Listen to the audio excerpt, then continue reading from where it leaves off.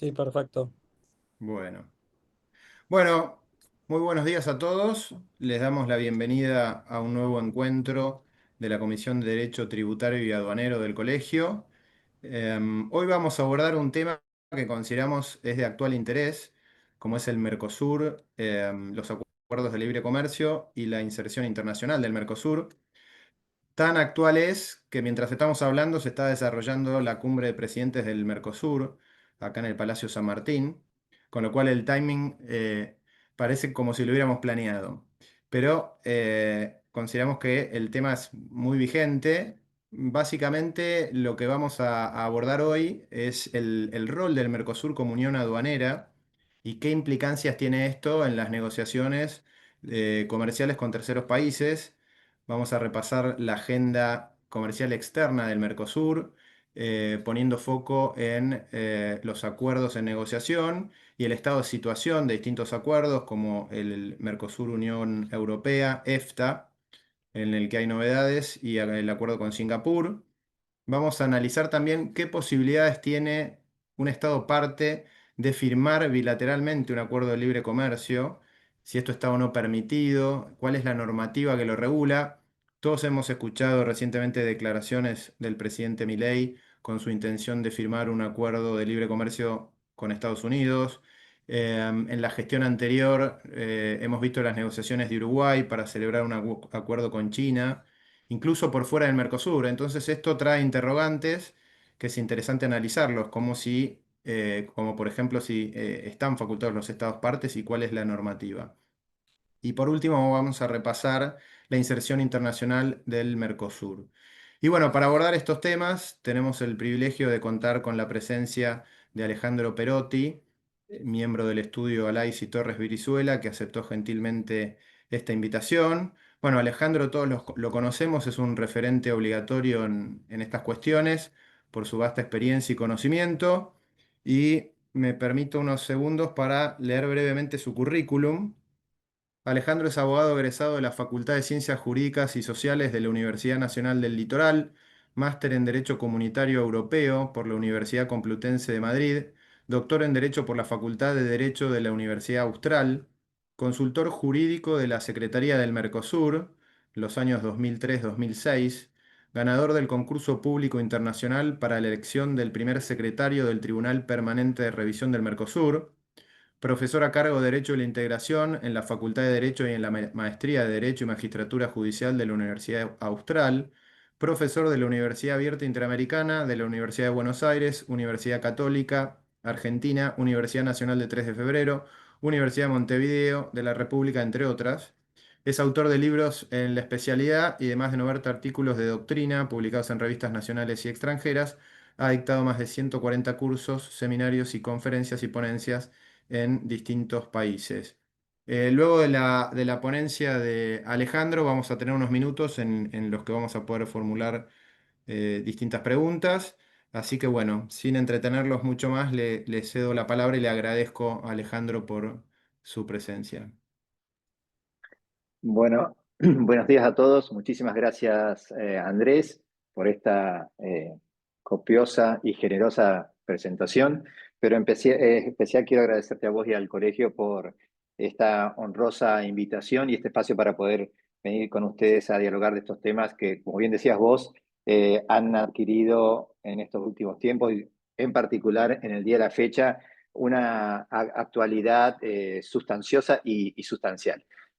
Para no extenderme en el tiempo, voy a pedir autorización a ustedes para hacer una pequeña, compartir pantalla y hacer una presentación vía PowerPoint para poder ubicarme y ubicarlos en los que quiero hoy transmitirle, de acuerdo a lo que me ha pedido Andrés, que venga a dialogar con ustedes. Estimo que están viendo toda la presentación, ¿es correcto? Sí, lo estamos viendo. Hola Bueno, Alejandro, perdón que me subí unos minutos más tarde, no me podía conectar. ¿qué Gracias. tal? Bienvenido, Karina, ¿cómo te va? Gracias, muy amable, muchas bienvenido y gracias. muchas gracias por tu tiempo. A ustedes por la invitación. Bueno, para contextualizar el tema tenemos que ubicarnos en qué es hoy el Mercosur y a qué pretende llegar. La finalidad última del Tratado de Asunción, que es nuestro tratado constitutivo, es formar un mercado común que es dentro de las etapas de relacionamiento externo comercial de los países el más elevado, y eso lleva un camino, ciertos pasos, ciertas etapas previas, que son la zona de libre comercio en primer lugar, y luego la unión aduanera para desembocar luego en el mercado común. El Mercosur actualmente está transitando lo que se denomina etapa de consolidación de la unión aduanera. Parece un nombre fácil, pero déjeme decirle que es una etapa de los procesos de integración sumamente costosa en términos de renuncia a soberanía o a ejercicio de competencias nacionales, que involucra o que implica importantísimos compromisos jurídicos para los países, jurídicos, políticos, sociales, culturales y geopolíticos también.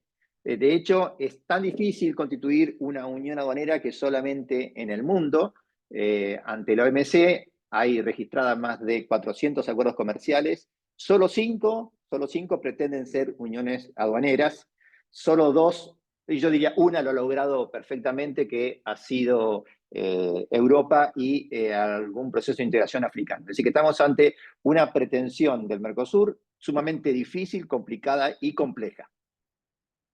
No solamente para los países en cuanto a gobierno, sino también que esto involucra a sector industrial y sector sindical. O sea que estamos ante algo complicado de lograr y de perfeccionar. ¿Qué implica una unión aduanera? Básicamente, en resumidas cuentas, es sentarse el bloque, es decir, los países, frente al mundo con una única posición comercial externa. Es decir, somos un país a los fines de negociar comercialmente con terceras agrupaciones o terceros estados. Esto implica, si lo desglosamos, en primero, tener instituciones comunes que administren esa unión aduanera. En segundo lugar, esa política comercial común implica que si nos vamos a sentar frente al mundo como una único bloque, tenemos que negociar todos en bloque, es decir, negociaciones conjuntas. Ergo, ya anticipo una conclusión, nada de negociaciones bilaterales o unilaterales. En tercer lugar, una unión aduanera implica un arancel externo común, es decir, tener una protección tributaria frente al mundo común. Ya después lo vamos a desglosar eso. Luego también, una vez que hemos logrado ese arancel externo común, que esos derechos de importaciones comunes se distribuyan entre todos los países de forma proporcional, que es lo que se denomina la distribución de la renta aduanera. En el Mercosur, ahí yo les coloqué el sí o el no, si hemos logrado o no alguno de estos elementos. Los que, obviamente, los que dicen sí lo hemos logrado, dicen no, aún estamos en tránsito de lograrlo. Una unión aduanera también implica una defensa comercial comunitaria, es decir, antidumping, subsidios, medidas compensatorias comunes respecto de terceros, y también un código aduanero comunitario. Esto último el Mercosur lo tiene y no lo tiene. Digo, lo tiene y no lo tiene porque lo tenemos, pero no está vigente, porque solamente 2 países lo han aprobado, que es Argentina y Brasil, y es una norma que requiere la aprobación por los 4 países. Y finalmente, un disciplinamiento regional común para lo que se denominan los regímenes de defensa comercial intrazona, es decir, antidumping, salvaguardia y medidas compensatorias. Hoy nos vamos a dedicar principalmente a uno de los elementos de la unión aduanera, que son las negociaciones en bloque. Como yo les comentaba recién, en el Mercosur estamos transitando lo que se denomina la etapa de consolidación de la unión aduanera, un término muy diplomático. En la doctrina preferimos decir estamos ante una unión aduanera imperfecta, incompleta y otros varios ¿Por qué? Porque varios de estos ítems todavía no se han completado. Es decir, es claro que no estamos frente a una unión aduanera perfecta, y yo diría estamos algo lejos de lograrlo. ¿Cómo son las negociaciones en bloque? Es decir, ¿qué establece la normativa del Mercosur? Aquí yo les marqué, de acuerdo a los colores, la procedencia jurídica, la base legal. Los 2 primeros, el Tratado de Asunción y el Protocolo de Euro Preto, tienen lo que se llama en doctrina comunitaria rango constitutivo, es decir, son las normas fundamentales, como si fuera, en términos que señaló la pirámide jurídica, lo que está en el vértice, el Tratado de Asunción y Protocolo de Euro Preto. Y en segundo lugar, lo que tenía una especie de rango, si hablamos en términos nacionales de ley, la decisión 3200. El Tratado de Asunción establece desde su artículo 1 que el Mercosur implica, a los fines de lo que estamos hablando, el establecimiento de un arancel externo común y la adopción de una política comercial común respecto de terceros países. Que esto es la confirmación legal de lo que hablamos en el slide anterior. El protocolo de Europreto, que es posterior al Tratado de Asunción y que tiene el mismo rango, habla en su preámbulo de la importancia de la puesta en funcionamiento de la unión aduanera para la construcción del mercado común, y además reafirma los principios y obligaciones obrantes en el Tratado de Asunción. Es decir, que el protocolo de Europreto reafirma lo que dice Asunción y a su vez establece nuevos compromisos. También es importante para saber sobre negociaciones comerciales en bloque, que el Mercosur tiene una personalidad jurídica de derecho internacional, lo dice el protocolo de Europreto en el artículo 34, y quien ejerce esa titularidad, esa subjetividad jurídica a nivel internacional, son los órganos del Mercosur, no son los países. Es decir, el que habla por el Mercosur, el que negocia por el Mercosur, es el Mercosur. ¿A través de qué? De sus órganos. En primer lugar, el Consejo Mercado Común, que tuvo su reunión en el día de ayer. Este consejo lo puede delegar en el Grupo Mercado Común y a su vez en la Comisión de Comercio del Mercosur. Por otro lado, importante para hablar de este tema es que todas las decisiones en el Mercosur se adoptan en los órganos por consenso. Es decir, que tiene que estar todos los estados de acuerdo, ya sea en forma positiva, votando a favor, o en forma tácita, absteniéndose, pero nunca puede haber un voto en contra. Y finalmente, la decisión 3200 del año 2000, que dice, el Consejo Mercado Común, que es el órgano supremo del Mercosur, decide reafirmar el compromiso de los Estados partes de negociar en forma conjunta acuerdo con terceros países. Es decir, en el año 2000, el principal órgano del Mercosur reafirmó, es decir, convalidó una obligación que surge previamente. Por eso se habla de reafirmó el compromiso de negociar en bloque entre todos los países. ¿Qué es lo que reafirmó? Lo que dice el Tratado de Asunción. O sea que es clarísimo que las negociaciones deben ser realizadas en bloque. ¿Cuál es hoy la agenda comercial externa del Mercosur? ¿Qué significa esto de agenda comercial externa? Bueno, ¿cuáles son los frentes comerciales que el Mercosur tiene actualmente en danza? Es decir, ¿con quién negocia en el Mercosur y cómo negocia en el Mercosur? Esto es un cuadro bastante resumido. Tenemos, en primer lugar, negociaciones entabladas con algunos países de Centroamérica, como son El Salvador y Panamá. Hago una nota al pie: a partir de la negociación con la Unión Europea, el Mercosur ha adoptado una sana práctica de que la negociación la coordine un país. Porque antes de esa negociación con la Unión Europea, las negociaciones, el interlocutor, el coordinador, cambiaba cada 6 meses con las presidencias pro tempore. Es decir, ustedes saben que el Mercosur tiene presidencias rotativas que duran 6 meses. De hecho, hoy Argentina entrega la presidencia pro tempore, el martillo, a Brasil, que la va a ejercer, va a ser presidente del Mercosur Brasil hasta diciembre de este año. Bueno, antes de la negociación con la Unión Europea, la coordinación de las negociaciones con terceros países cambiaba cada 6 meses. Bueno, a partir del ejercicio con la Unión Europea, hemos adoptado la sana práctica de nombrar a un país coordinador de toda la negociación. Entonces, con El Salvador coordina Argentina, con Panamá coordina Brasil.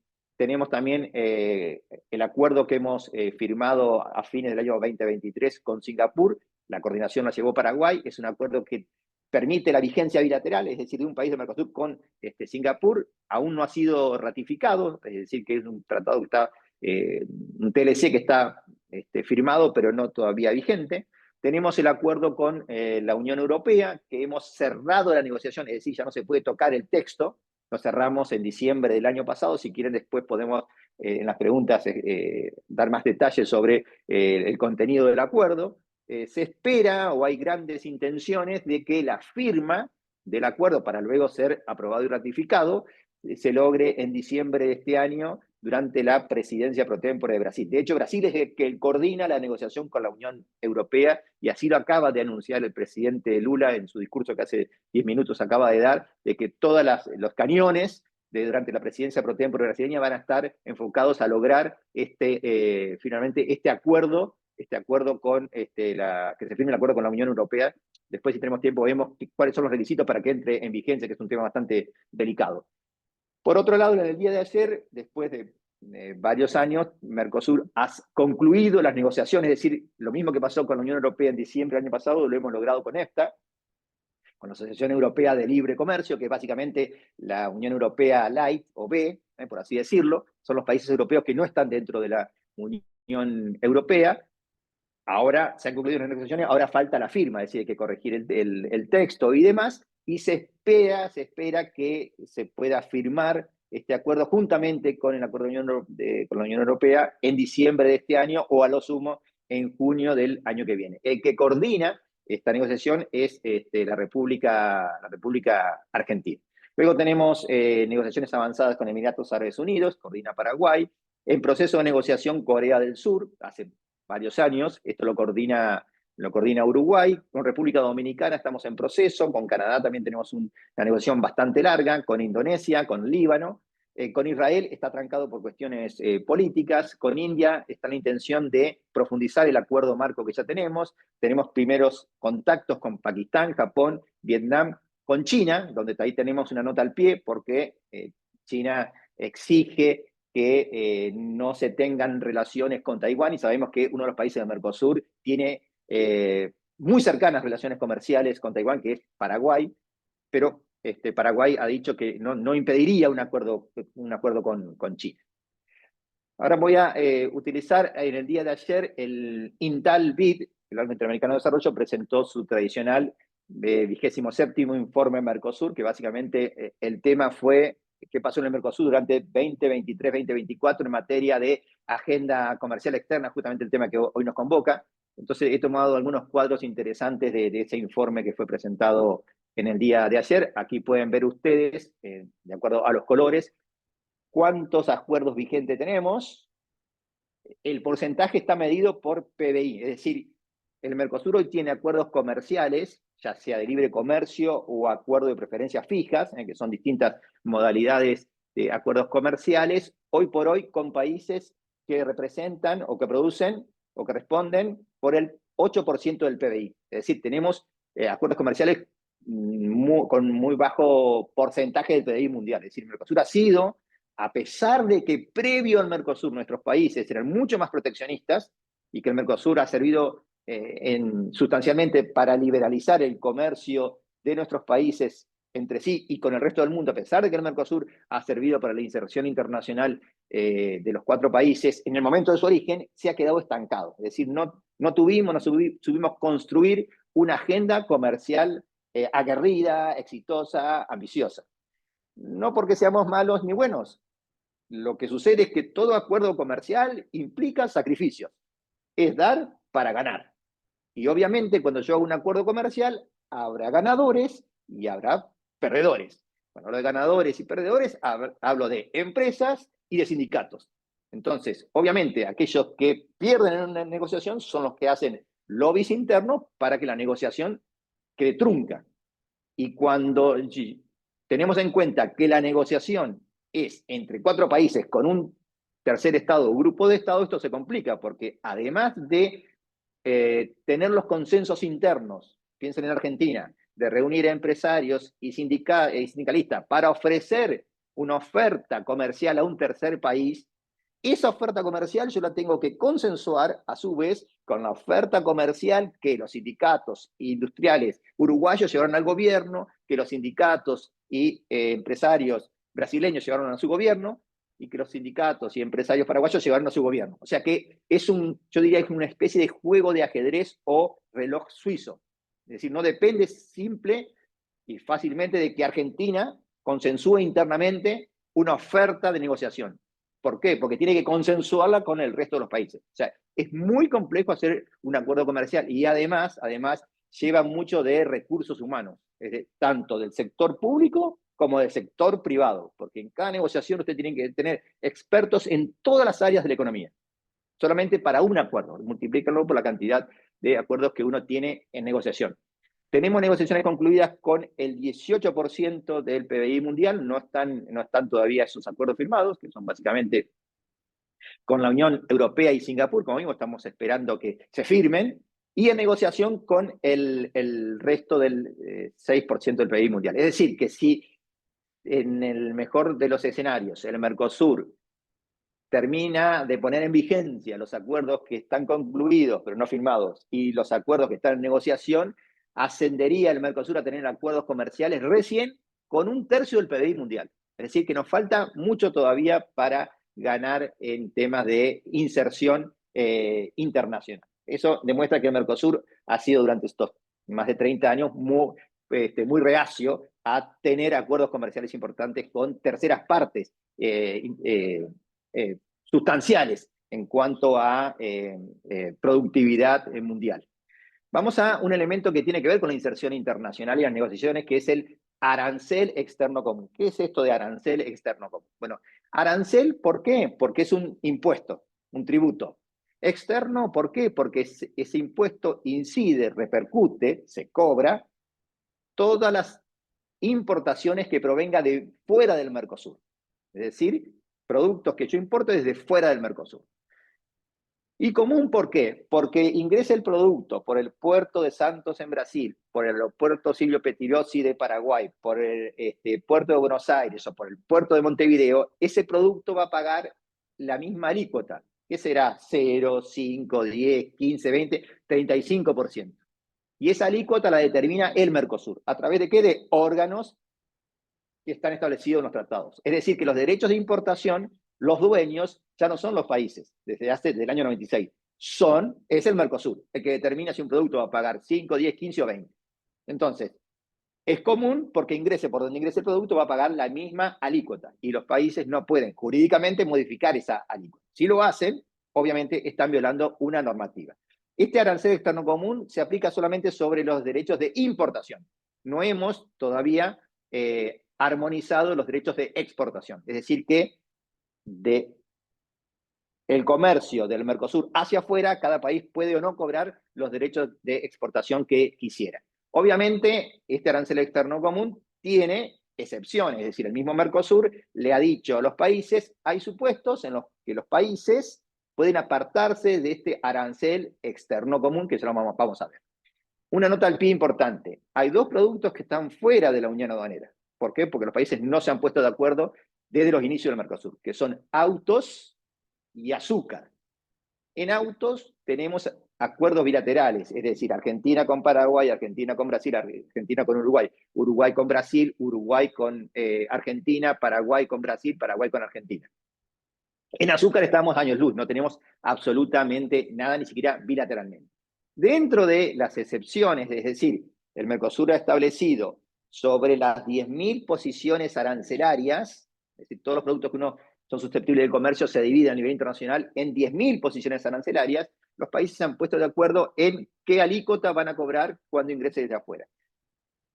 Pero el mismo Mercosur ha establecido excepciones. Por ejemplo, cuando se trata de juguetes, duraznos y lácteos, cada país puede elegir qué alícuota, es decir, si la alícuota que va a cobrar el país es superior o inferior a la del Mercosur, a la del arancel externo común, es decir, el Mercosur permite el apartamiento.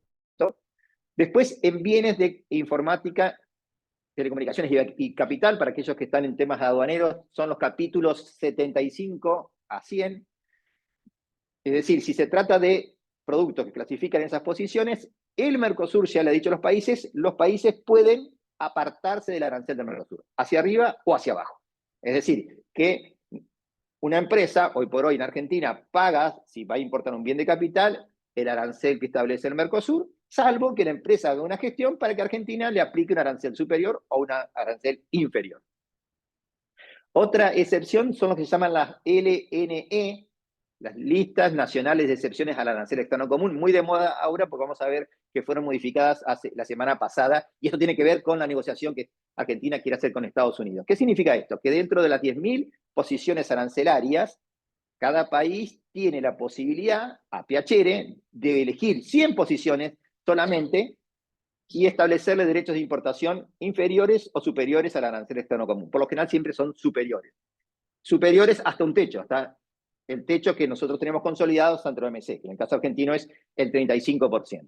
Otro elemento que perfora el arancel externo común, es decir, que excepciona, son los regímenes especiales de importación que cada país tiene. Por ejemplo, ustedes van a ver en el boletín oficial que se permite la importación de ambulancias o de autobombas para bomberos donadas por extranjeros, libre de pago de impuestos. O el más famoso actual es el RIGI, que es un régimen especial de importación.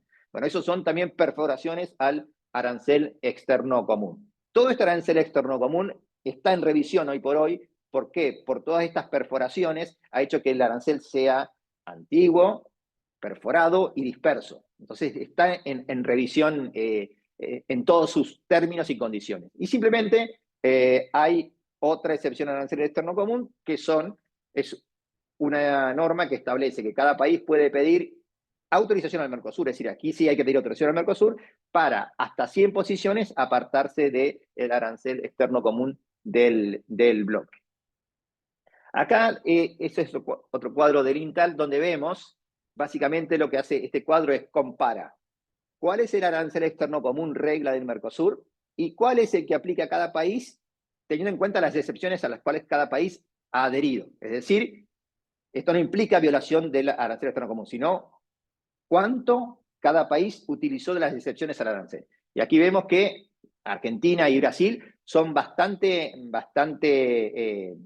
siguen mucho el arancel externo común. O sea, el arancel, por ejemplo, para tomar simplemente el caso argentino, el arancel externo común promedio del Mercosur es el 10,30%, y Argentina aplica en todo lo que importa 9,10%. Es decir, que hay un pequeño desvío de Argentina.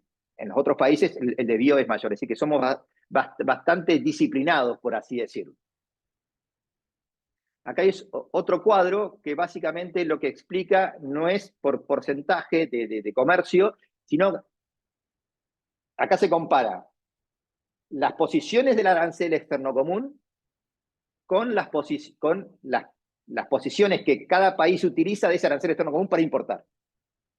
Entonces aquí vemos que, de vuelta, Argentina es uno de los países más disciplinados en aplicar el arancel externo común. Si uno hace un promedio general, combinando estos dos cuadros, el resultado es que sobre el 57% de las 10.000 posiciones, el Mercosur aplica, todos los países del Mercosur aplican el arancel externo común. Es decir, todos los países cobran la misma alícuota de derechos de importación. En el resto es porque estamos fuera del Mercosur o porque el país ha utilizado alguna excepción prevista en la normativa del Mercosur. Bueno, me quedan simplemente dos o tres slides para ir terminando y no aburrirlos. Y vamos a uno de los temas que introdujo Andrés, que es el tema de las negociaciones comerciales en forma individual. Es un tema que ha estado muy, muy de moda por lo siguiente. Como yo les dije, Se puso muy interesante, Alejandro, ese tema últimamente, ¿no? tal cual, tal cual. Ustedes tienen que tener en cuenta que muchas veces se dice hay países proteccionistas, hay países más librecambistas. Pero déjeme decirle que hacer negociaciones en bloque es muy complicado por el tema que yo les decía recién de tener que poner en consenso el aspecto interno, sindicatos y empresas, más gobierno, y eso llevarlo a la mesa de negociaciones del Mercosur, para a su vez llevarlo a la mesa de negociaciones con la con la contraparte. O sea, no es fácil hacer negociaciones comerciales en bloque. Entonces, esto ha hecho a que haya países que quieren ir a una velocidad diferente. Casi todos los países, excepto Paraguay, y se entiende porque es un país que está enclaustrado, que es un país mediterráneo, a Paraguay le conviene que negociemos en bloque y no en forma separada, pero el resto de los países, en diferentes momentos presidenciales, han querido flexibilizar la negociación en bloque del Mercosur. ¿Por qué? Porque he visto el Tratado de Asunción, el Protocolo de Europreto y la decisión 3200, más las normas concordantes, la negociación de acuerdos comerciales que impliquen tocar aranceles en el Mercosur tiene que ser llevada en forma conjunta. Es decir, no puede un país en forma unilateral cortarse solo, como dicen hoy los chicos, y negociar con un tercer país o con un tercer bloque. Si lo hace, eso estaría violando el Tratado de Asunción y demás normativa. Es decir, que está prohibido, según mi posición, esto es un tema controvertido y controversial, pero la posición mayoritaria de la doctrina argentina, sobre todo, ha sido que está prohibido la negociación unilateral. Esto implicaría entonces, si no es una negociación unilateral, la violación de normativa del Mercosur. Ha habido propuestas para flexibilizar esto, es decir, que se le permita a los países del Mercosur que si el resto no está en condiciones de llevar a cabo la negociación con un país determinado, con un bloque determinado, ese país pueda llevarla solo y que después el resto de los países se acoplen.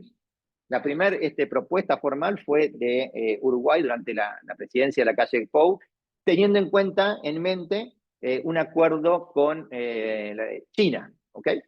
Luego, Argentina, durante la actual presidencia del presidente Milei, propuso formalmente un proyecto de norma el año pasado, el año 2024, la reiteró este año, y por falta de consenso, ambas propuestas han sido retiradas. Es decir, como yo le dije hoy, las decisiones en el Mercosur se adoptan por consenso, es decir, tienen que estar todos los estados partes de acuerdo. Y siempre ha sido Brasil quien se ha opuesto. También se opuso Argentina en la anterior gestión presidencial, y también en la presidencia del presidente Macri hubo otro intento de Uruguay de flexibilizar la negociación en bloque, y Argentina también se opuso, yo creo que con muy buen fundamento. Acá hay que tener en cuenta lo siguiente: si nosotros permitimos la negociación unilateral, el país que más se beneficia es el país grande, porque el que tiene mayor mercado es el que atrae el apetito de los acuerdos comerciales. Entonces, si nosotros hemos logrado hacer un corset con los costos que esto trae, es un tema debatible, pero con los costos que esto trae, un corset donde está también Brasil, es decir, Brasil no puede, con su tamaño y todo, no puede negociar solo. Si nosotros rompemos ese compromiso, yo creo que nunca más vamos a lograr reconstruirlo. Y las experiencias de uniones aduaneras o de procesos de integración que han avanzado en esta flexibilización no ha sido buena. Lo tenemos en la comunidad andina, donde los países han decidido hacer negociaciones comerciales unilaterales, y lo tenemos en Centroamérica. Y los efectos sobre el proceso de integración no han sido buenos, para nada. Pero obvio, esto tiene sus costos también. Implica también que para lograr consenso para acuerdos es mucho más complicado. ¿Qué ha pasado recientemente? Bueno, como ustedes saben, una de las promesas de campaña del presidente Milei, luego formalizada cuando fue presidente, es hacer a lo que cueste un TLC, un tratado de libre comercio con Estados Unidos. Es más, se llegó a ver alguna gestión y viajes de funcionarios para tratar este tema. Argentina amenazó con que si el Mercosur no autorizaba a Argentina, Argentina se iba del Mercosur, pero como bien ustedes saben, muchas veces hay que aplicar el teorema Baglini, ¿no? Las promesas de campaña son inversamente proporcionales a la distancia con el poder. Es decir, una cosa es cuando yo prometo en campaña, otra cosa es cuando estoy sentado en el sillón de Rivadavia. Fue evidente que a Argentina no le convenía desde el punto de vista geopolítico, económico y comercial irse del Mercosur para hacer un acuerdo con Estados Unidos. No se autorizó a la Argentina a que haga un acuerdo de libre comercio en forma unilateral. Entonces, ¿qué sucedió? Argentina propuso, ¿se acuerdan ustedes que vimos en las filminas anteriores, que cada país tiene hasta 100 posiciones, que son la lista nacional de excepciones al arancel externo común, para aplicar un arancel distinto? 100 posiciones, Argentina y Brasil. Paraguay y Uruguay tienen más posiciones. Entonces, ¿qué dijo Argentina? Bueno, Argentina propuso ampliar un 50% estas 100 posiciones, pensando en que de las 100 posiciones que se autorizaría a cada país, que cada país elige qué 100 posiciones son, Argentina las va a destinar no a un tratado de libre comercio con Estados Unidos, que ya no puede hacer, sino le llaman un acuerdo comercial. Básicamente, Argentina bajará los aranceles en 50 posiciones arancelarias. Hago una nota al pie: cuando hablo de 50 posiciones arancelarias, estamos hablando de posiciones arancelarias a 8 dígitos.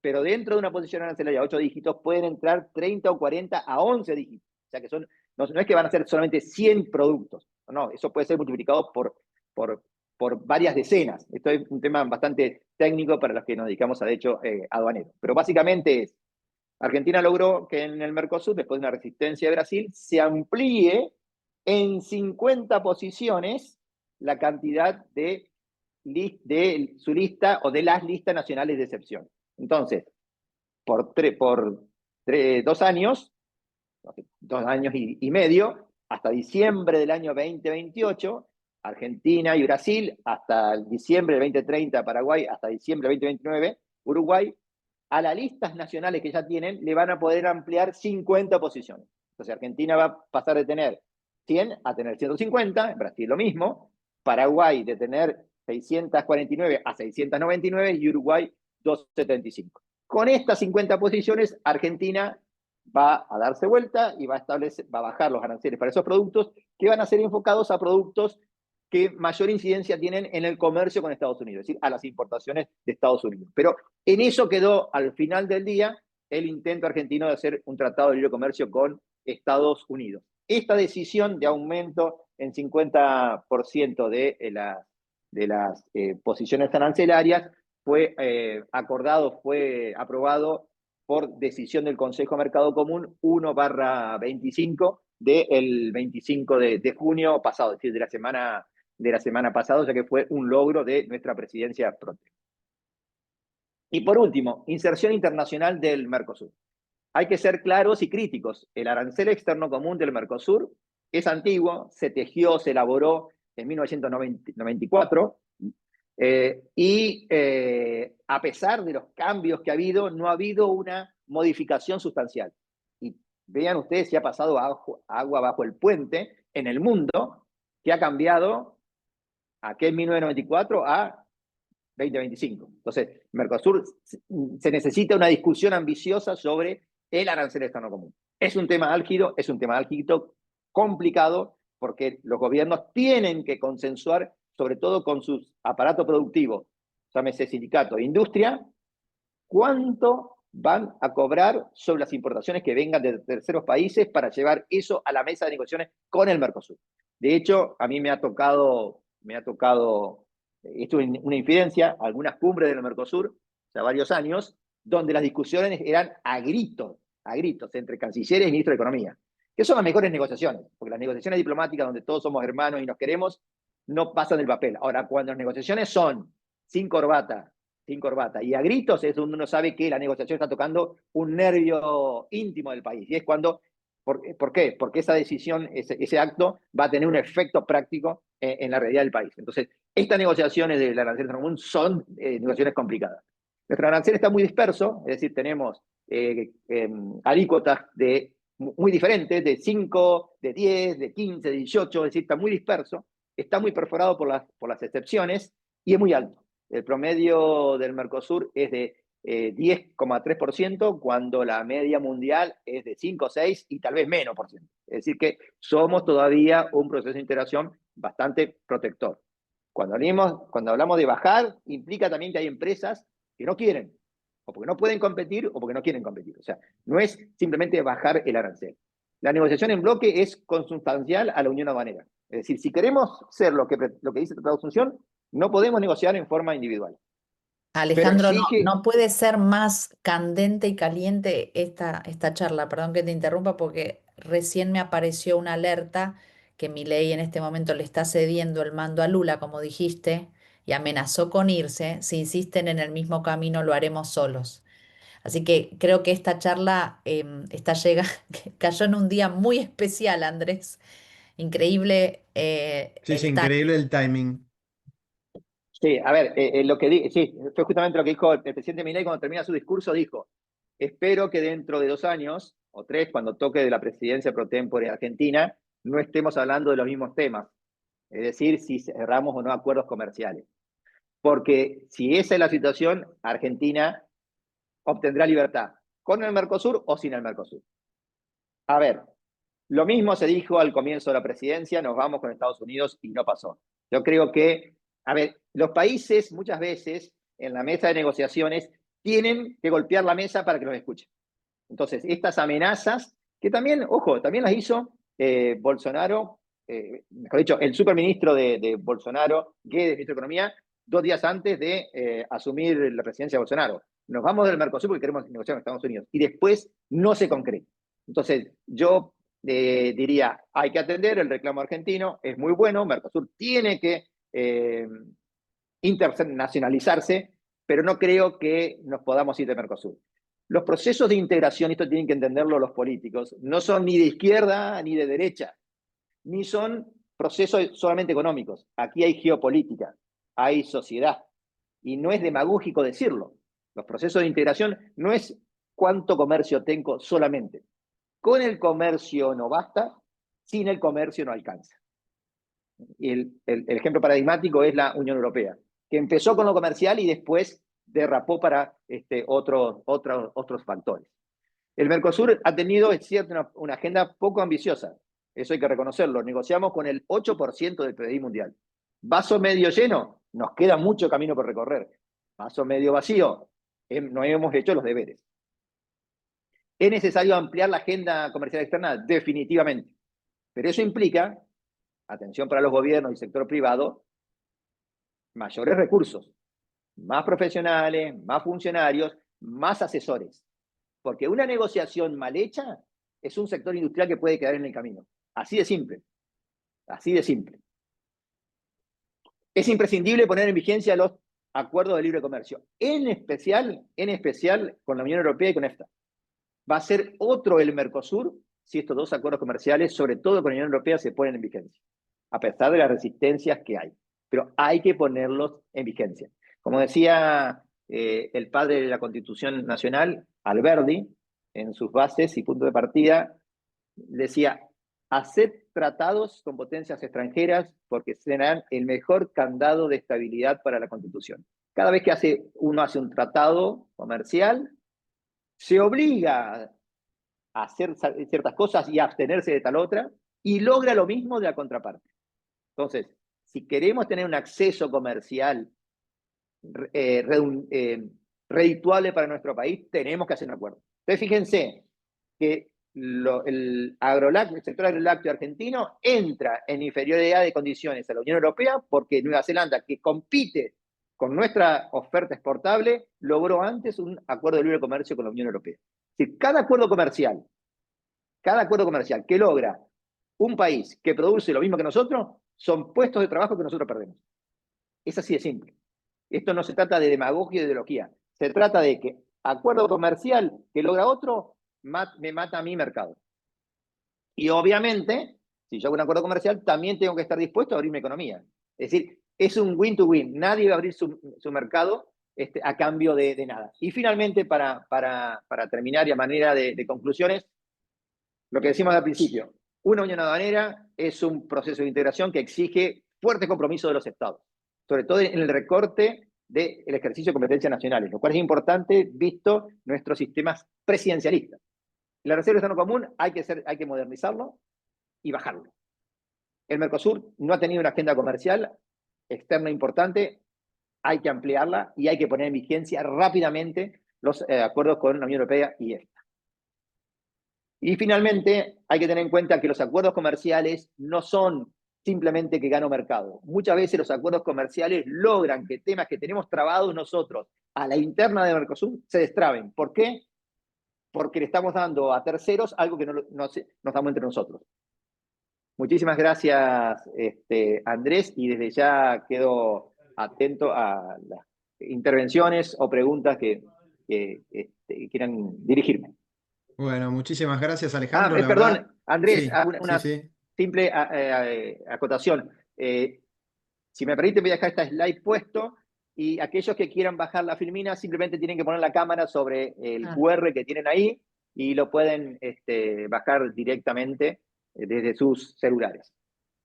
Bárbaro, muy práctico. muy Bueno, muchas gracias, prácticos. Alejandro. La verdad que la presentación fue muy clara, muy interesante. Como decía Corina, un tema muy actual. Y bueno, se abre ahora el espacio para formular preguntas. A los que quieran hacer preguntas. La verdad eh, que fue muy interesante, sí, si quieren hacer preguntas, esto se va a grabar y calculo que va a tener, se pone en la plataforma del colegio, va a tener, va a tener repercusión y resonancia. Eh, Acá están diciendo excelente, concreto y práctico. También se conectaron desde Brasil. Hay una persona de Brasil que se conectó. ujú, La pregunta que tenía apuntaba desde un punto de vista quizás de expansión económica. Eh, el ejemplo de Chile, con creo que hasta 200 tratados, ¿no?, de libre comercio, obviamente que hace eso, como vos decís, todo ese ruido interno con lo que es las industrias y los empresarios locales o los sindicatos, pero genera a veces una expansión enorme cuando se logran insertar productos argentinos en el exterior, ¿no? Entiendo que es un ida y vuelta, pero dado el Mercosur, la posibilidad de negociación bilateral hoy no está permitida para Argentina, ¿no? No, definitivamente no. Es decir, hacer un acuerdo comercial con terceros países implica violar el Tratado de Asunción y el Protocolo de Euro Preto, que son la constitución del Mercosur. Uno lo puede modificar, Si Argentina no está de acuerdo con el Tratado de Asunción del Protocolo de Europreto, presenta un proyecto de reforma y se acabó. O sea, no es imposible, hay que modificar. Las reglas están hechas para ser respetadas. Es lo mismo que si a mí no me Correcto. gusta una cláusula constitucional. Bueno, proponer la reforma. Alejandro, te hago una pregunta relacionada al acuerdo Mercosur-Unión Europea. Si nos podés decir cuáles son las trabas actuales, principalmente de parte de países de la Unión Europea o lobbies de distintas industrias, y si vos crees que el proteccionismo, por ejemplo, de Estados Unidos con la suba de aranceles, puede dar un impulso renovado a la ratificación del acuerdo por parte de estos países. Bueno, empiezo por lo último. Yo creo que sí, le tenemos que agradecer a Trump que ha despertado el interés por el acuerdo Unión Europea-Mercosur. No solamente en el Mercosur, sobre todo en la Unión Europea, que estaban muy reacios. O sea que el efecto Trump a nosotros nos ha servido muchísimo. ¿Cuáles son los obstáculos? Bueno, los obstáculos, a ver, muchas veces políticamente no se puede decir me opongo a algo, sino que quiero proteger otra cosa. Entonces, me parece que el lobby europeo se ha camuflado bajo exigencias ambientales. Es decir, lo que dicen los europeos es que con el acuerdo Unión Europea-Mercosur van a aumentar las queimadas, la deforestación del Amazonas, que el Mercosur produce ganado y productos agrícolas afectando al medio ambiente. Es decir, que con el acuerdo, tal como está, se afectaría el medio ambiente, más que si no estuviera el acuerdo. ¿Okay? Bueno, eso es fácilmente desmitificable, porque el acuerdo hace autoaplicable en la relación bilateral el Acuerdo de París sobre cambio climático. Entonces, ya el acuerdo protege mucho más la situación que la situación sin acuerdo. Entonces, el tema medioambiental me parece que no es un elemento relevante. Lo que sucede, y esto, yo soy un fiel seguidor del proyecto europeo, me parece fascinante, exitoso el proceso europeo, pero hay que reconocer que lo que ha fracasado la Unión Europea es hacer competitivo al agro. Es decir, desde el año 58 que el agro europeo recibe subsidio y no es competitivo. Y no es competitivo. Entonces, no quieren competir con el agro del Mercosur, a pesar de toda la protección comunitaria que tiene el agro europeo. Lo que sucede también es lo siguiente, que me parece que ha habido una mala información sobre el alcance del acuerdo. Una diplomática uruguaya que negoció el acuerdo, hoy vicecanciller de Uruguay, ejemplificó cuál es la cuota de carne, es decir, qué es lo que Europa nos da acceso libre de tributos en materia de carne, cuántos kilos nos dan. Si uno divide las 99.000 toneladas anuales que la Unión Europea nos deja entrar libre de impuestos por la cantidad de habitantes de Europa, es una hamburguesa de McDonald's por año. Entonces, no es que va a haber un aluvión de productos agrícolas del Mercosur en la Unión Europea. No, no es así. No es así, porque está codificado. Y además, el Mercosur también tiene que tecnificarse. No cualquier producto del Mercosur cumple los estándares para acceder al mercado europeo. O sea, me parece que la oposición, que es básicamente países grandes, como son Francia, Polonia, Irlanda, está más para camuflar lobbies internos, ¿no? Yo creería, tengo fe de que esos lobbies van a ser reducidos y el acuerdo finalmente se va a terminar firmando en diciembre del año que viene, que no significa que en enero va a entrar en vigencia. Y empieza la etapa de la entrada en vigencia, que es otro cantar. Ok. Tenemos dos preguntas más relacionadas a esto mismo, Acuerdo Mercosur-Unión Europea. Laura pregunta, dice, gracias por las exposiciones. Tengo una pregunta para el doctor Perotti. Quisiera consultar a su criterio cuál es el estado actual del Acuerdo Mercosur-Unión Europea. Bueno, algo de hecho de esto hemos dicho. Y la siguiente, dentro de la Unión Europea también se necesita consenso para cerrar negociaciones y aprobar acuerdos. ¿Cuáles son los países europeos que más se oponen al acuerdo con el Mercosur o hacen fuerza para que no se concrete?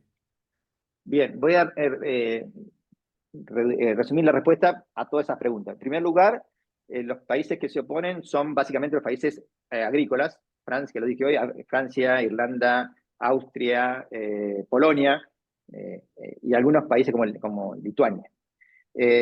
Italia tiene una posición ambigua. ¿Qué se requiere para que entre en vigencia y cuál es el estado actual? Bueno, se cerró las negociaciones y no se puede tocar la negociación.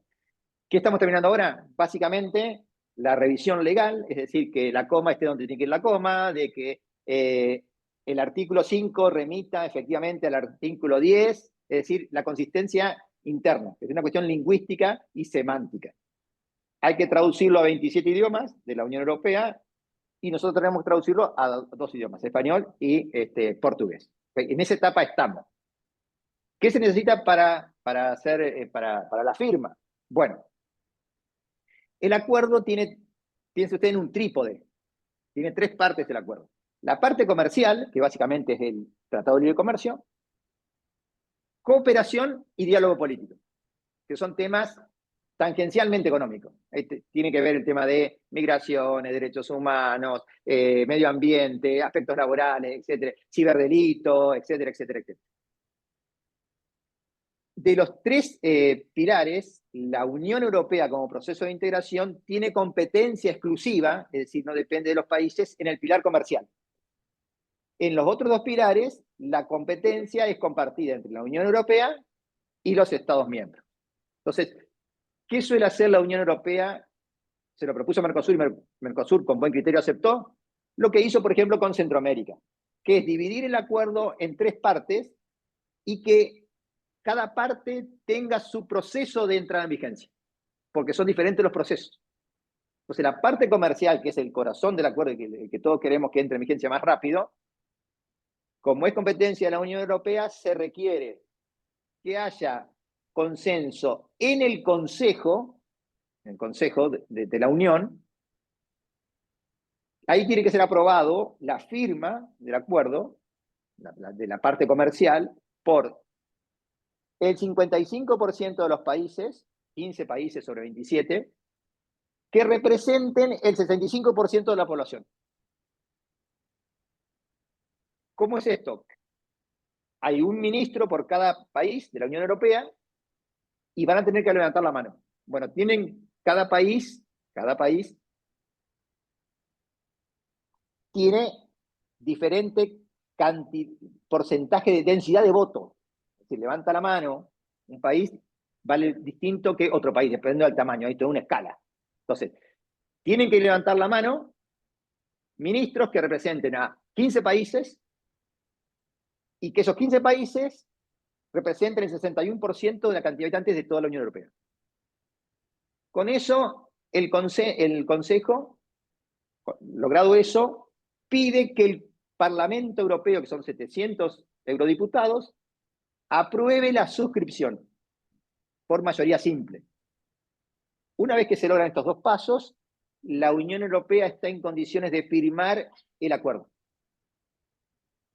¿Ok? Entonces, todo eso tendría que cumplirse para que en diciembre se firme el acuerdo, todo, y pueda entrar en vigencia la parte comercial.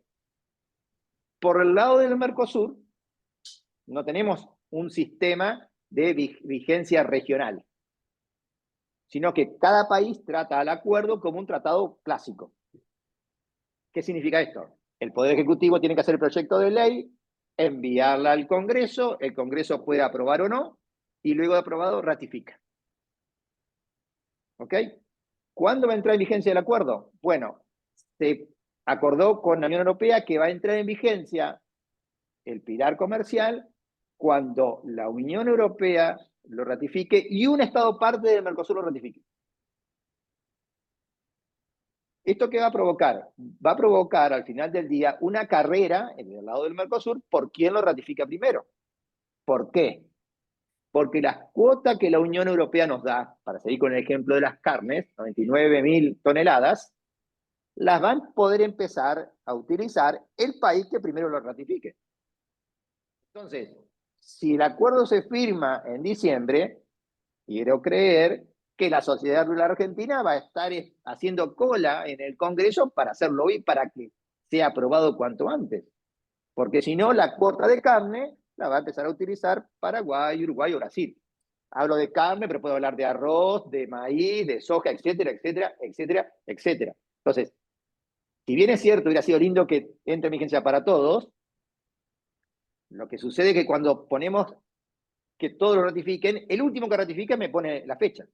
En cambio, con la vigencia bilateral es a la inversa. El primero que lo ratifica va a ser el que me va a poner la presión para que mi país también lo ratifique. Porque me parece que ha sido una buena solución. El resto de los pilares, cooperación y diálogo político, requiere en Europa que sea aprobado por los 27 países. Es decir, que pase por los congresos, o a veces plebiscitos, según el régimen constitucional de los países, más la ratificación de los presidentes. ¿Okay? Pero eso va a llevar años. Ojo, una vez, y vuelvo al pilar comercial, una vez que el pilar comercial entra en vigencia, no es que al día siguiente ya tenemos libre comercio, no. Hay canastas de años y de productos, es decir, a partir del 5º año se van a bajar los aranceles para esto. Es decir, el acuerdo va a llevar tiempo una vez que esté en vigencia. O sea que esto no es del día para la noche. Clarísimo, Alejandro. Y tenemos una última pregunta. ¿Cuáles son las cuestiones acordadas promisorias positivas que considera más relevantes de la letra del acuerdo ya cerrado? Bueno, en primer lugar, para el sector agrícola es tener acceso a un mercado que está cerrado. Estaba cerrado. En segundo lugar, para todo el sector, para toda la industria argentina, vamos a tener acceso a un consumidor que gasta, es decir, es un consumidor con alto poder adquisitivo. Es más, si uno, no hablo de la Unión Europea, hablo de esta ya. Los consumidores de esta son los consumidores a nivel mundial con mayor poder adquisitivo. Entonces estamos entrando en un mercado, yo diría, de lujo. Pero eso también va a implicar que vamos a tener que mejorar las condiciones de productividad, porque el consumidor europeo no consume cualquier cosa.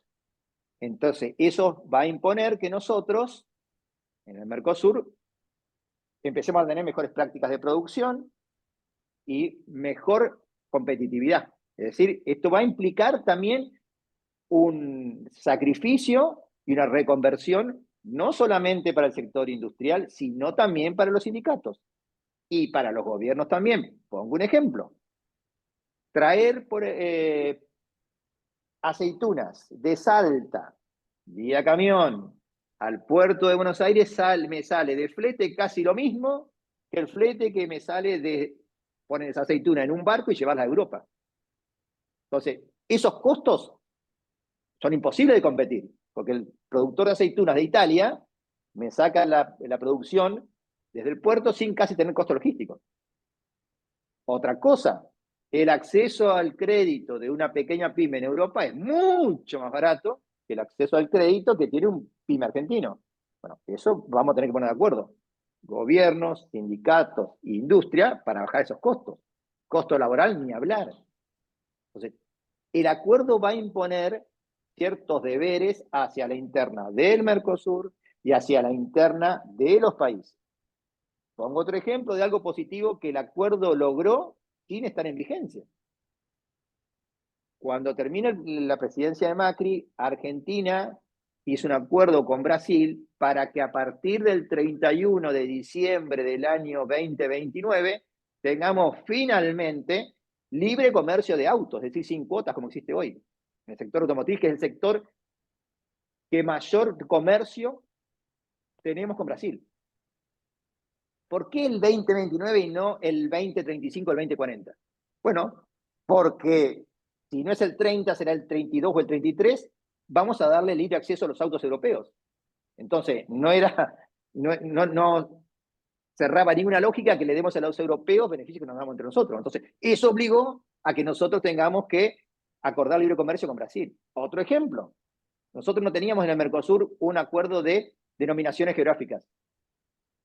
Bueno, como a Europa le tenemos que reconocer denominaciones geográficas e indicaciones, denominación de origen e indicaciones geográficas, tuvimos que hacer en el Mercosur un acuerdo Mercosur para reconocer las indicaciones geográficas y denominaciones de origen.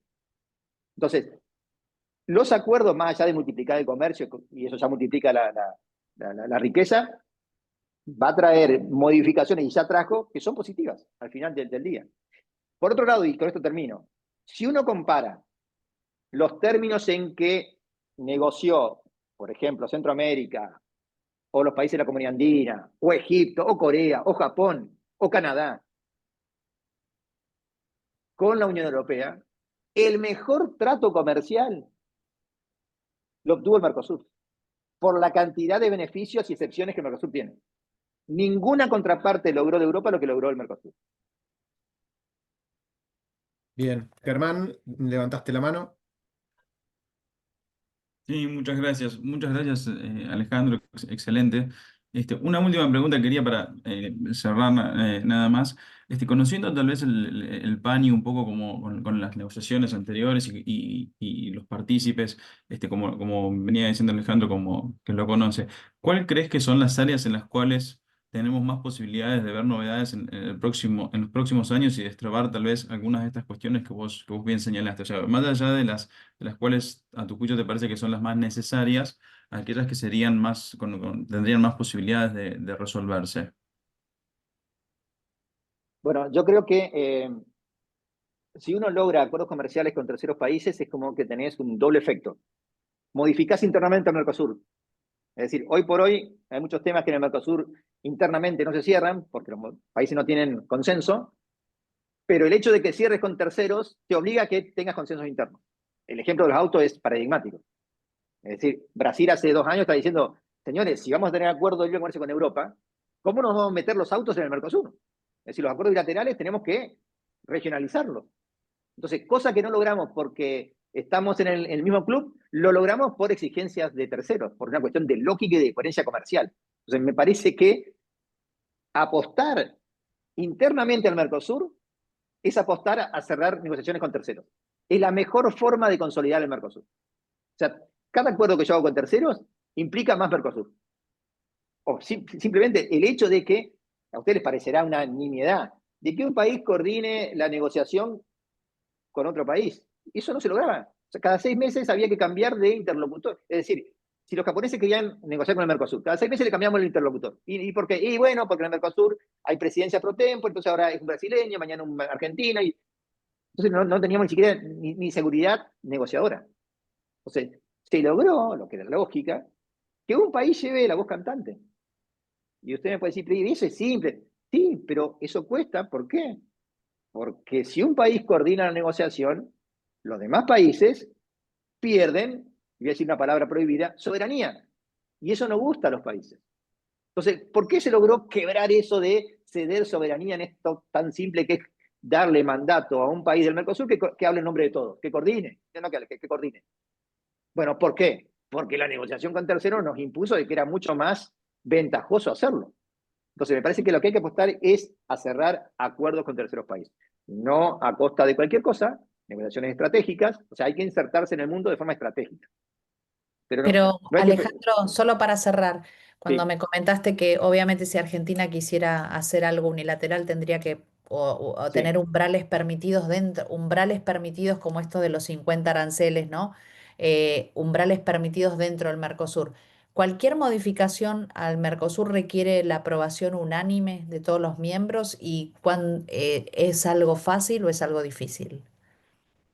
A ver, es algo fácil, pero antes de contestarte quería terminar una Sí, idea, y es que dale. con respecto a cerrar acuerdos con terceros, eh, hay que, hay que sensibilizar al sector privado.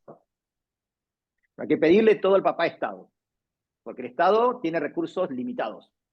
Es decir, en el Ministerio de Economía y Cancillería vos tenés cierta cantidad de funcionarios que no pueden estar atajando penales negociando con Japón, Vietnam, Canadá, China, Líbano, Israel, Palestina. Es imposible. Imposible. Entonces el sector privado tiene que colaborar, pero no por una cuestión de altruismo. Es que si el sector privado no ayuda a que el negociador del Estado negocie bien, al final del día, el negociador del Estado no se afecta, el que se va a afectar va a ser el empresario, porque si vos negociaste mal aceitunas, carnes, queso, el que produce aceitunas, carne y queso pierde el mercado y se puede fundir. Entonces el sector privado tiene que darse cuenta de que tiene que empezar a colaborar, por una cuestión de supervivencia. no por una cuestión de ayudar al Estado, que ya lo es, que debería serlo. Entonces, el sector privado y también los sindicatos ayornarse, porque un acuerdo comercial que el país no logra es menos trabajo. A ver, hay que desmitificar la ideología. En materia internacional, en comercio, no hay ideología, hay intereses. Comerciás o no comerciás, ganás o no ganás. Entonces, eso por un lado. Por eso me parece que hay que apostar, como Germán, a negociaciones comerciales externas estratégicas. Segundo, con respecto a Corina, depende qué es lo que vos quieras modificar. Por ejemplo, yo les comentaba hoy que viene de BK y BIT, tiene capital informática y telecomunicaciones, que son casi 30.000 posiciones. El Mercosur ya le dijo a los países, si ustedes quieren modificar, apartarse del arancel del Mercosur, es decir, el Mercosur dice, el arancel va a ser 5, ustedes quieren poner 20 o quieren poner 0, pónganlo sin autorización del Mercosur. ¿Ok? O sea Entonces, que ya hay aspectos que están librados sí, a la libre negociación. exacto. Pero ahora viene la parte de vuelta al sector privado. ¿Por qué Argentina tiene tan pocos productos colocados en su lista de BK? Y porque las empresas no lo piden. Sí, muchas veces hablamos del costo de competitividad argentino, que los impuestos, cargas sociales y demás, carga tributaria, tributos en las provincias. Bueno, pero hay herramientas que el Mercosur te ofrece para ganar competitividad que no se utilizan. Les pongo otro ejemplo, que nosotros nos dedicamos mucho en el estudio a esto. El arancel externo común tiene una finalidad primaria, que es proteger la industria regional. Es decir, si se fabrica en el Mercosur, establezcamos aranceles a lo que venga de afuera. El mismo Mercosur ha dicho, bueno, ¿qué pasa si yo voy a importar un producto que no se fabrica en el Mercosur? No tiene sentido el arancel. Entonces el Mercosur creó un mecanismo muy simple, se llama régimen de reducción arancelaria temporal por cuestión de abastecimiento, en la cual cualquier empresa que demuestra, por un mecanismo muy simple, cero burocracia, que va a importar un producto que no se fabrica en el Mercosur, le dice esto al Ministerio de Economía, el Ministerio de Economía va al Mercosur a las reuniones mensuales de la Comisión de Comercio, y la Comisión de Comercio en 2 meses aprueba la rebaja del arancel solamente para Argentina, por un cupo determinado, por un año, que se renueva todos los años. De las 10.000 posiciones arancelarias que tiene cada país, que tiene el Mercosur, este mecanismo se puede utilizar en 100 posiciones. Ustedes me van a decir, pero entonces eso ya tiene que estar completado, esas 100 posiciones por cada país. Porque si sobre 10.000 solamente tengo 100 para utilizar este mecanismo, no. Argentina el año pasado pidió 23. ¿Y por qué? Porque nadie va al Ministerio de Economía y decirle, mirá, voy a importar este producto que no se fabrica en el Mercosur. Ni siquiera Brasil completa sus 100. Entonces, el Mercosur tiene ciertas herramientas, pero que la gente no lo conoce. A veces, y hay que hacer una mea culpa de los abogados, el empresario no tiene por qué saber del régimen de reducción arancelaria temporaria por cuestión de abastecimiento. Porque tiene que fabricar, tiene que saber cómo hacer un producto. Para eso estamos los asesores legales. Entonces los abogados, sobre todo los que estamos en aduanero, tributario, tenemos que involucrarnos en estos temas. ¿Por qué? Porque un mal asesoramiento hace que el empresario termine perdiendo competitividad. Así Sí. de sencillo, así de simple. Me parece muy interesante y creo que ahí hay un gran trabajo em, de educar a las empresas, ¿no? Sí, y de educarnos nosotros los abogados, que no hemos reivindicado nuestro papel en el proceso de integración. Para nada. Ujú. Europa es un proceso de integración jurídico. Si no hubiera sido por el derecho, Europa no existiría con esa cohesión que tiene. Porque Ujú. gran parte de esa cohesión la hizo, como dicen los españoles, a garrotazo de sentencia, el Tribunal de la Unión, que actuaba a pedido de abogados. Bueno, nosotros en el Mercosur no hemos reivindicado nuestro papel de abogados. El proceso de Ujú. integración requiere también del derecho, porque es un proceso de integración jurídica.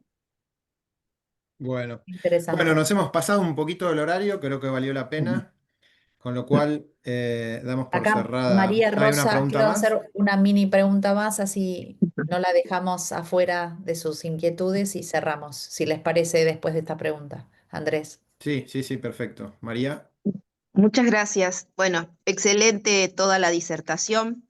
Para ser muy puntual, escuchando las últimas reflexiones del doctor, me pregunto el rol de las universidades para fortalecer estos espacios. Como abogada, tomo, digamos, toda su apelación a cómo formamos y como profesora también. ¿Cuál es el rol de las universidades en esta construcción y fortalecimiento del Mercosur? Interesantísima la pregunta, María Rosa, y es crucial el rol de las universidades, sobre todo para formar a los futuros abogados, no a los que ya están, que también tienen su rol, porque las maestrías para abogados que ya ejercen también deberían introducir todos estos temas de integración regional. Lo que sucede es que también las universidades tienen que hacer una especie de mea culpa, y muchas veces los académicos vemos al Mercosur como algo esotérico, como los órganos, y le enseñamos a los alumnos, los órganos están compuestos por esto y esto y esto, y no convencemos al estudiante de que el día de mañana, así como puede dedicarse a comercial, familia, penal, administrativo, etcétera, etcétera, también se puede dedicar a estos temas. Que no se trata de saber de diplomacia, no se trata de ganarse la vida. Entonces, las universidades debemos saber seducir a los estudiantes. ¿Y cuál es la mejor forma de seducir a los estudiantes? Fallos. Si el estudiante no ve que lo que yo digo académicamente no se ve reflejado en una sentencia judicial, no se cree que eso existe. Entonces, empezar a primero, que la materia de Derecho de Integración se dé en las universidades, como en la currícula obligatoria. Yo pertenezco a una universidad que fue la primera universidad en Argentina que lo tuvo, que es la Universidad Austral, desde el año 1996. Es decir, la Universidad Austral empezó con esta materia y de derechos humanos. Fueron las dos materias con las que empezó la universidad. Y después se fueron acoplando otras universidades, pero falta mucho todavía, muchas otras universidades. Pero no solamente tener la materia, sino seducir al estudiante, porque si no, el estudiante, y nos ha pasado a nosotros, nos ve a nosotros como una materia que tiene que sacar, así como sacar economía política, que tiene que saberla. No, no, no. Tenemos que decirle, mire, usted el día de mañana se dedica a estos temas, puede tener en la puerta de su estudio a un señor que tiene 15 camiones esperando en la frontera. Y multiplique la ganancia que tiene un camión por 15. Bueno, de eso estamos hablando. Entonces, entrarle a los alumnos por el tema profesional, de esto se puede trabajar, los conflictos son voluminosos, y también algo interesante, que si el alumno tiene vocación algo docente, ¿qué puedo decir yo sobre el contrato de alquiler? Ya está todo dicho. Ahora, de Mercosur, de Derecho de Integración, hay muy poco, porque es nuevo. Esto es algo novedoso y nuevo. Muchas gracias. Bueno, Perfecto. Alejandro, el apetito por este tema creo que lo has despertado y se nota que es muy interesante. Así que, bueno, le paso la palabra a Andrés para hacer el cierre, pero creo que quizás haya tiempo a fin de año para volver a tocarlo este tema. Bueno, agradecerles a todos por este encuentro, por su presencia, principalmente a Alejandro. La verdad que la exposición fue muy, muy interesante, muy clara. Nos llevamos varios conceptos, así que agradecerte tu tiempo y la generosidad de aceptar esta invitación. Y bueno, saludarlos a todos y encontrarlos en una próxima charla de la comisión del colegio. Gracias, Muchas gracias por la Alejandro, invitación. nuevamente, Muchas gracias a ustedes. por el tiempo. Muy buena presentación. Gracias. Muchas gracias. Muchas gracias. Gracias a ustedes. Saludos a todos. Saludos.